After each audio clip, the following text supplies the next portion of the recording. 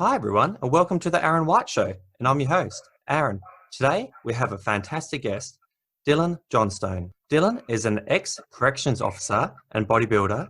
He has worked in the Army and is currently working in the Health and Safety Department for a construction company. Welcome to the show, Dylan. Thanks, mate. Thanks for having me on. No worries. It's going to be awesome. Hey, can you please tell me how you ended up in corrections? Essentially what I did, man. I was in the Army and I wasn't really enjoying my time, and I just saw an opportunity come up, and I just went for it. I just seized it. I had a few friends that had transferred from the Defence Force across into corrections, and I was 19 at the time. And that's the kind of route that I kind of went for. So I knew that I'd have a bit of trouble going in there, being quite young. Just had a crack, went for the interview and got accepted, and went from there, man. Sweet. Hey, did the prisoners try to intimidate you because you were so young? Yeah. So I went down that route, and that was quite interesting. So I had to prove myself for a bit, especially when you're 19, you're going in with, an expectation that you have no life experience and all this kind of stuff. So there is that factor as well. And when you're going in and you're managing 76 people, there's an expectation for that. So it just comes down to respect and how you treat people. At first, there was a bit of tension, but over a period of time, you build rapport and you build respect. And you don't have to deal with as much shit as you normally do. Oh, sweet. Hey, obviously everybody watches all the movies and there's lots of raping and stabbings and all that type of things portrayed in the movies. Does that actually happen in real life, or is that just made up? Yeah, I only raped about 3 people. Oh, that's all right. It's not that bad. Nah, look, to be honest, there is stuff like that does go on. It's prison, man. It is what it is. Unfortunately, there are things that aren't pleasant about it. And some of those do come out in the media, and some of those do get exposed. Am I saying that prison's like a holiday camp? No, it's not a holiday camp.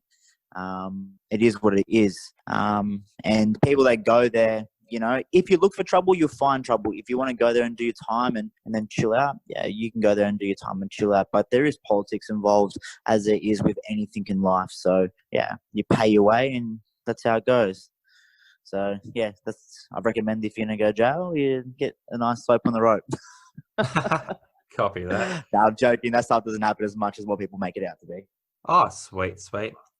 Yeah, so that's one of the questions I was going to ask it. So if somebody was to go to jail, you can just cruise under the radar, can you? Are you asking for yourself? You got something coming up, or? Oh, I don't want to talk about that, but this is about you today, not me. Look, to be honest, man, it depends on what you're in for. It's a small world. People do find out what you have done. It's kind of a tough one. It depends on your personality as well. You have to stand your ground to a certain point, but you don't want to be like a pushover. Otherwise, you'll be buying people's lunches and stuff like that, and you get stood over quite easily. But if you're a nice bloke and you're fair, you'll go through fine. There's a lot of people that go through jail and don't have too many dramas. But if you're looking for trouble and trying to be hard and stuff like that, you're definitely gonna have a hard time. Oh, fair enough. So basically, if you do go in, just don't act like a dickhead. Just be chill and just respect everybody. And obviously, if someone's trying to fire you, fight back so you can stand your ground so you don't come across it as weak. Yeah. And you should go pretty sweet. Yeah. Hey, what about drugs in prison, and how do they get the drugs in there? I hear that there's lots of these prisons, especially in WA, there's a big drug problem. Yeah, technology's advancing, man. Technology, got drones and all that kind of stuff like that now. People find ways to get in, sometimes there's corrupt guards as well, which has come out in the media many times of, people being manipulated into bringing in drugs and stuff like that. There's not too much I can kind of go into without giving away information that I should be giving away. But there's ways that people pass it through their mouths when they kiss, and there's stuff like that. So there are ways. Probably the most common way I'd say is by drone. So people flying drones and dropping them off with drones and stuff like that. So do they drop them in tennis balls? That's one of the things I heard. They cut a slit in the tennis ball and chuck your drugs in there and then drop it. Is that real, or? Depends on where you're at. I know that there was a prison in Sydney that had an issue like that, where there was people hitting it across with like a tennis ball because they were in like the middle of the bush and stuff like that. So people would just walk up to the prison and hit it across. There's always going to be ways that people are going to find to get into. So yeah, drugs do get into prison. Yes. Ah, cool. Hey, what's the most interesting contraband that you've ever come across? I wouldn't say interesting contraband. Okay. I've had interesting events. I'll go on. Tell us Not a so much story. interesting contraband. I've had someone nearly die. Someone got like really bashed really badly. Yep. And we had them in like the recovery session in like a pool of blood and stuff like that. That was pretty full on. That was one of the scenarios, but there's been many situations, you know, people try and self-harm, people try and hang themselves and all that kind of stuff like that. So that's the kind of stuff you're exposed with on a day-to-day basis, or, you know, you might be exposed to like some serious mental health issues that people have, and you know, you're dealing with people that are having like mental breakdowns, just bursts of a psychotic episode. There's just so many different variables of what can go on, which is what makes it an exciting role, because every day is not the same. And so do you guys challenge you. Sorry, keep going. Yeah, no, go. Yeah. Oh, all I was going to say is, do you guys have to go through what do you call that? So like counselling after those type of events, or? Some people do. Like, look, it's the same thing as, yeah, you could drive home and you could see a car accident and you could need counselling.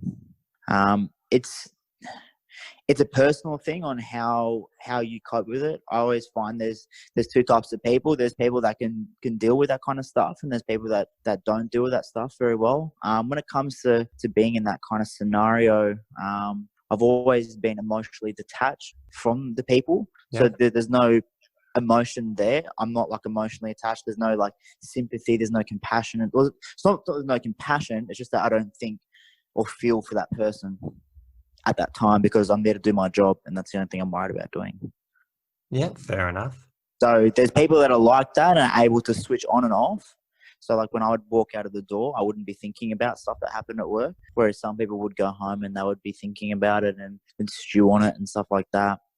So it just comes down to a personal preference and how people respond to certain situations and events. It's like if you see a horrific car crash and you see someone die, someone might need counselling after that, but someone might not need counselling after that. It's a really hard one to pick, but the way I just say it is some people are able to deal with those situations and not be emotionally drawn and affected by it, and some people, they can't cope with it. Ah, fair enough. Hey, did you learn anything in particular off the prisoners? Yeah, I did. I learned more from the prisoners than I did many people in my life. Any stories you can, any learning lessons you can share? Or yeah, like just, just how quickly your life can change. You know, when you put handcuffs on someone who's the same age as you, who's spending 7 to 8 years in jail, it makes you think about how a split decision can change your entire life. You really start to really think about, you know, when you're walking down the street with your partner and someone says something provocative and you turn around and you say something or you fight that person, you know, the repercussions, you know, the split decision to have a couple of drinks and then drive home. There was an instance where a bloke had a couple of drinks after work and he had driven home, and something happened on a public bus and a person had run out from the public bus and he hit them.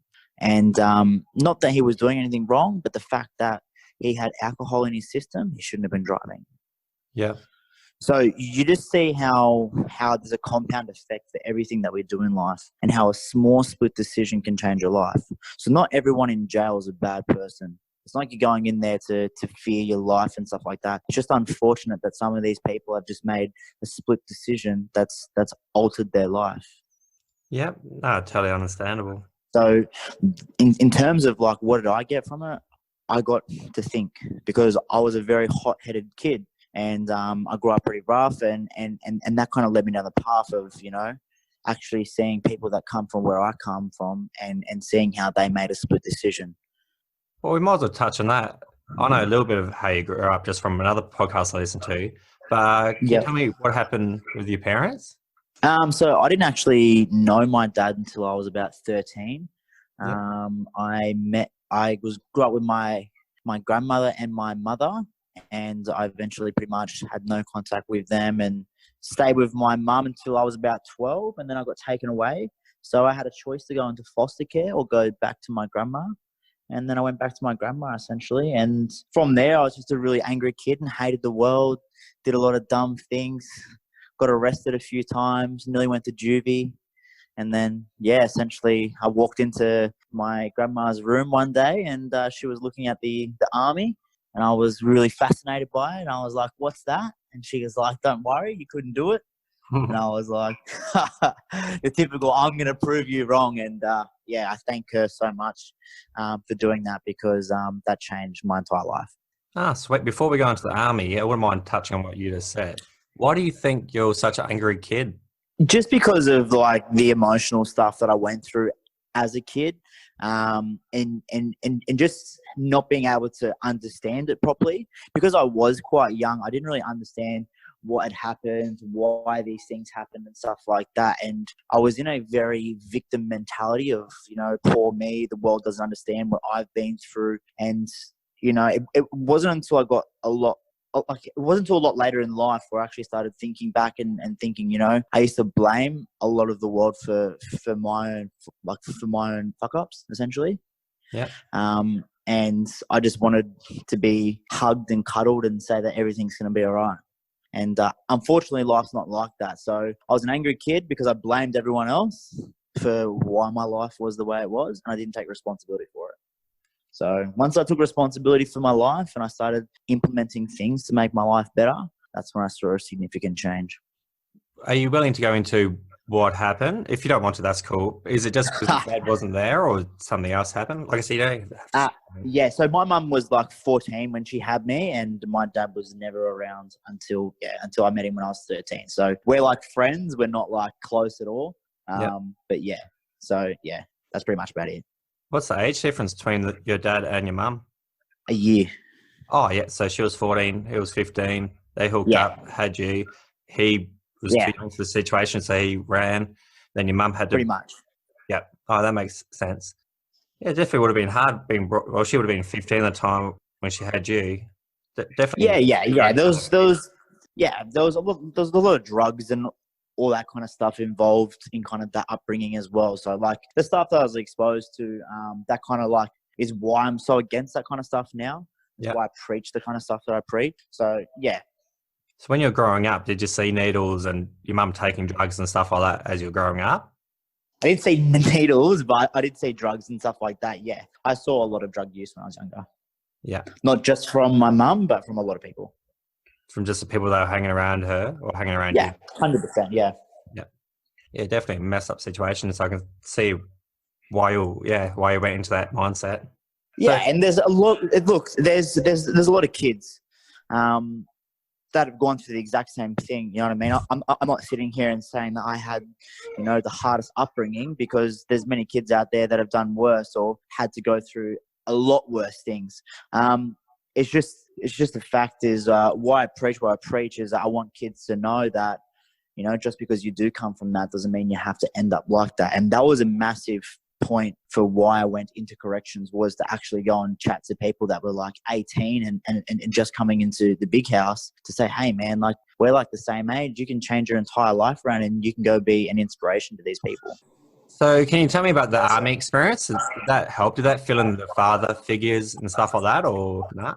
It did. It really did. So like for me, I went from hanging out with kids that were just smoking bongs in a garage and going to house parties and fighting and stuff like that, to suddenly being immersed with people from all ages. So I went from hanging out with people like that to now people who had kids and who had wives, or who had been through divorce, or who had their kids separated, and all this kind of stuff like that. So my entire environment changed. So suddenly my friends were now telling me about their kids that were causing them pain and stuff like that. So my entire perception on who I was and who I was surrounded by completely changed. And that allowed me to take a step back and actually look at the stuff that I was actually doing to my family and who I actually was.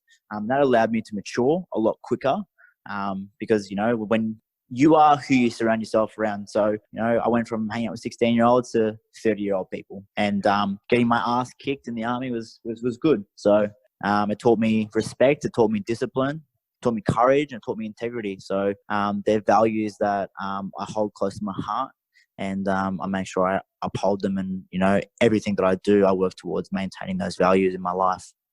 So is that why you're doing all that? So that's obviously why you're doing all the motivational stuff now to help all these different people.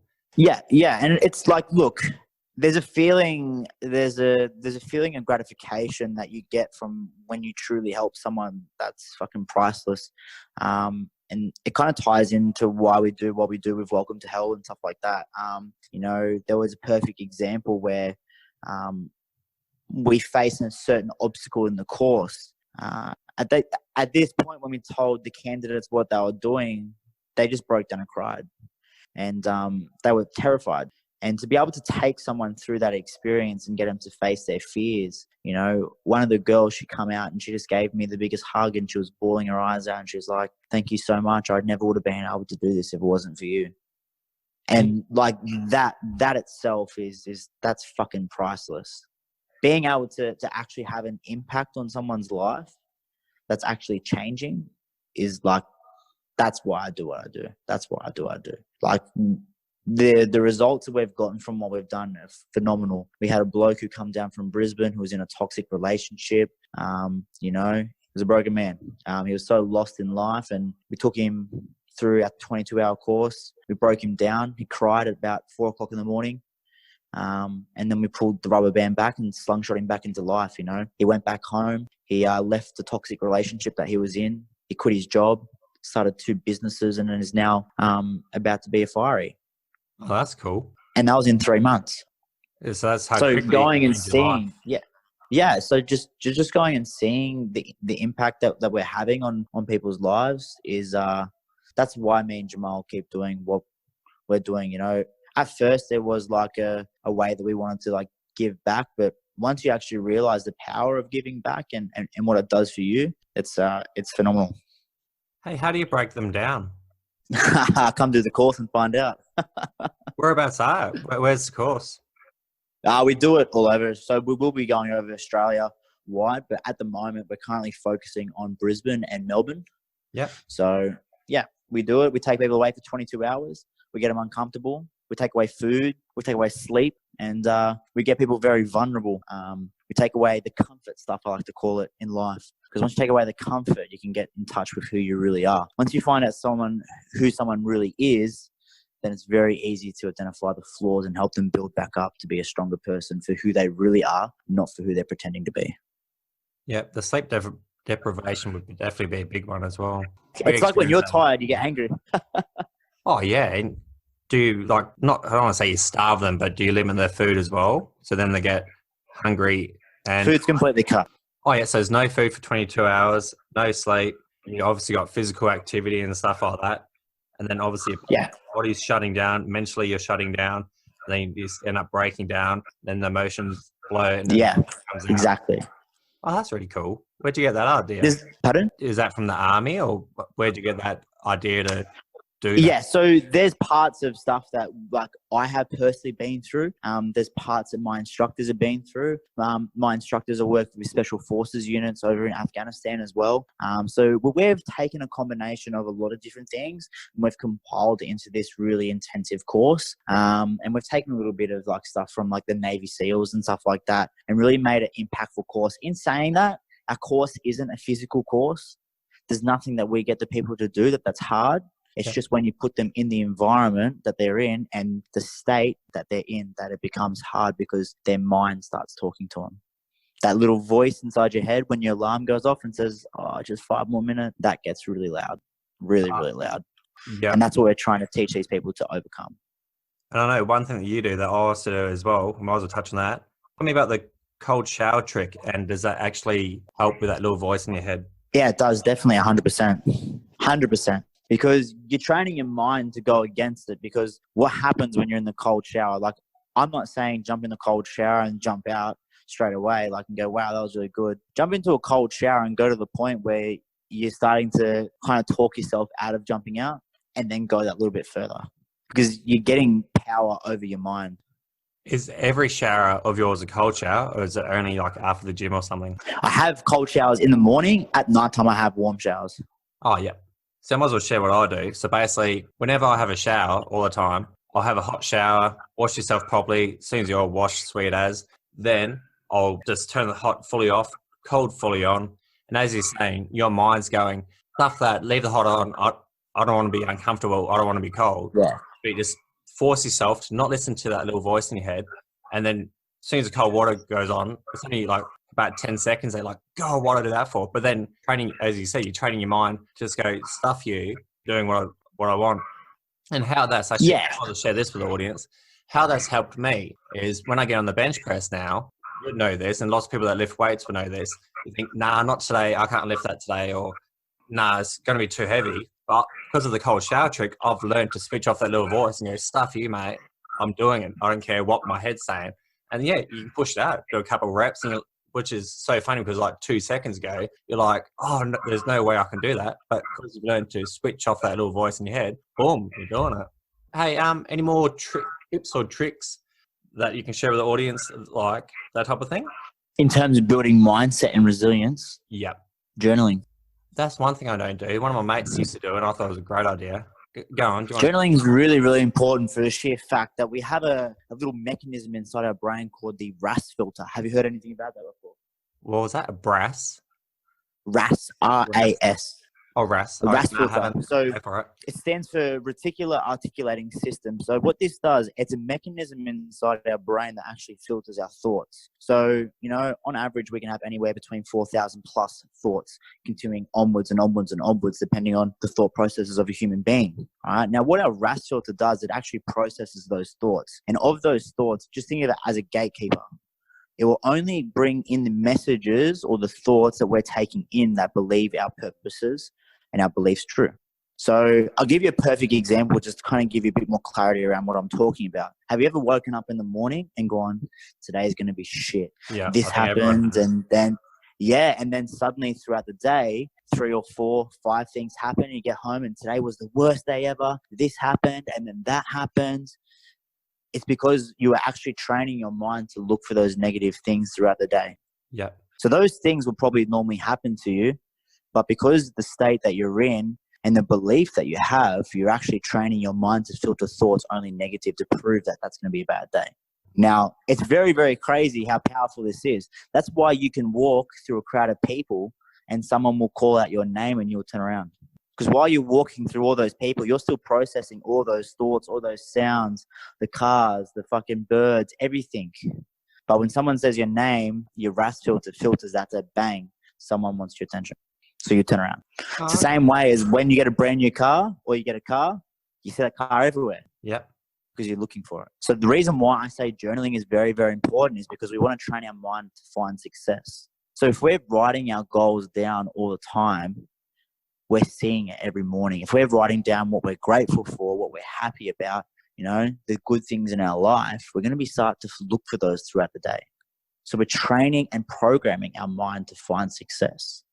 So in terms of mental resilience, if you're thinking about negative shit or you're waking up late and just running around the house, I'm fucking stressed out, I'm going to be late for work. And then, you get in the car and you're like, I left my phone charger inside. And then you run back in and then you get back in the car and you go, I left my lunch inside. And then you run back in the side, grab it back in the car. And then you go, oh no, this has happened. And then you're driving to work and then there's an accident or, something happens or someone beeps and cuts you off. You're looking for it. And then you just build everything up. But if you were to slow down, wake up a little bit earlier and go through and actually plan your day, train your mind, invest in yourself, what kind of day do you think you're going to have? Definitely be a lot better one. 100%. That's why I wake up early. That's why I wake up at 4 o'clock. Who's going to ruin my day at 4 o'clock? No one's going to call me. Yep. No one's going to message me. That's why I do what I do. That's why I wake up at 4 o'clock. That's why I do my journal. Because it's just me. When I walk the streets with my partner, there's no one around. It's quiet. It's beautiful. I'm not running around. There's no cars beeping horns and cutting me off and all that kind of stuff and just life throwing negativity at me. So by the time that I'm in a good mind frame to go and attack the day, I'm in a positive mind frame. So I'm already 3 hours ahead of everyone else and I'm in a positive mind frame that's going to allow me to look for success throughout the day. What time are you going to bed if you're getting up at 4? I probably get at the moment, about 4 to 5 hours sleep a night. Why do you think that is? Just because you're too busy like building businesses and with work and stuff? Or is it mind racing? Yeah, Or I run 2 businesses, work part-time and work full-time. do you want to plug your businesses? I can plug my businesses. Yeah. So Welcome to Hell is one of my businesses. I also have an e-commerce brand called the Entrepreneur Club, which is kind of taking a little bit of a halt at the moment. It's kind of slowing down because I'm focusing on the courses that we're delivering for Welcome to Hell. And then, I got my full-time job, and then I help out in a nightclub with my partner. By doing what at the nightclub? Just walking around, sweeping up fucking the floors, picking up cups, serving drinks, helping out security here and there. Yeah, just floating, man. So is it her nightclub? Is she running it? Is that why you're helping? Or? No, she's a manager, but I just want to go and help her out. No, that's cool. Get to spend some quality time, I guess, as well at the same time. Yeah, it's some time together. So, that's probably why I get that much sleep at the moment. But that will change. But that's all in the making for 2020, mate. Are you feeling your body's getting a bit drained and stuff because of the lack of sleep, or is it used to it now and it functions sweet as on it? I'm high on life, mate. I'm high on life. I know it's like there's a reason why I'm doing what I'm doing. I know why I'm doing what I'm doing. So I know my why. So I'm willing to make the sacrifices because my why is important. What's your why? You've probably already touched on it, but might as well. Yeah. That's pretty much like, if you were to summarize this podcast, that would be my why. Just helping other people, making a difference in their lives. Yeah. Freedom for myself as well. Yeah. You know, that independence to do what I want when I want, have that financial freedom as well. There's like, there's a vision that I do have, and it's like one of the things that I always think about. It's whatever I'm doing, I want to be able to be in a position where if I'm with my kids, when I have kids, and I'm on the couch and my daughter or my son says, "Daddy, I want to go there. That looks so beautiful." I wake them up the next day and we jump on a plane and we go. Yeah, that's definitely the dream. I don't want to be tied down. I want to be able to impact millions of people's lives and be able to live the life that I want to live. Because that's what we do. We spend a lot of time asking people, what do you want to do? They don't really ask you, how do you want to live? Because how you want to live will determine what you want to do. Who do you follow? Do you follow Bedros Keuilian and Ed Milet and all those type of guys? Or I don't know the first person. I do follow Ed Milet. I've read Ed Milet's book as well. That's an amazing book, which actually covers the RAS filter, which is what I just spoke about before. Yeah. I like to follow Andy Frisella as well. Yeah, he's a legend. David Goggins and stuff like that. Yeah. Yeah, you should definitely check out Bedros Keuilian. I'll send you the link later on. And you also follow Joel Brown as well. Is that right? Yeah, definitely. So he's another Aussie boy, which is good. Yeah, he's actually from Perth. He's from your way too. Yeah, I think somebody said he grew up in Rockingham or something, which is like, basically I'm in the Shire of Rockingham, so he would have grew up just down the road. Yeah, well now he's living the dream in Bali. Good on him. Why not? Yeah, it's good. Definitely. What else can I say? Oh, so your health and safety at work. Can you tell us a bit about that? What you actually do? Just manage compliance, man. Like in the layman's term of what I really do, I just manage compliance. So if I was to put it into perspective, I'm like the work safe for my company. So I just protect my company. Oh yeah. One of the questions I was going to ask, because I heard it on the other podcast you're on. How hard is it changing the guys with that old school mindset, eating pies and cokes, and drinking beer every night, to actually start working out and start eating healthy? That's why they have people who do change management as a profession. It's very hard. It's more about consistency, man. It's more about, relationship building, rapport building, and how you approach people. It's not an easy thing to do to try and change a mindset of the construction industry, especially on a project, because you have external factors coming into that, the program and delivery of what it's actually being done on the job, for like guys having to do extra hours and stuff like that. So there are external pressures that are associated with that, but there are ways that you can do it, and it comes down to who you are as a person and how motivated and willing you are to do, or the lengths that you're willing to go to make that change. Where can people find you on social media? Instagram _Dylan Jar _. And if they wanted to do this Welcome to Hell, where would they go? Just follow the link in my bio. Is probably the easiest way to find it at the moment. Sweet. Is there anything else you'd like to share with the audience before we wrap up? No, thank you for having me on board, man. I really appreciate it. No, it was awesome. Well, I'd like to thank Dylan for coming on the show, and I'd like to thank you, the listener, for listening. Please tell a friend about the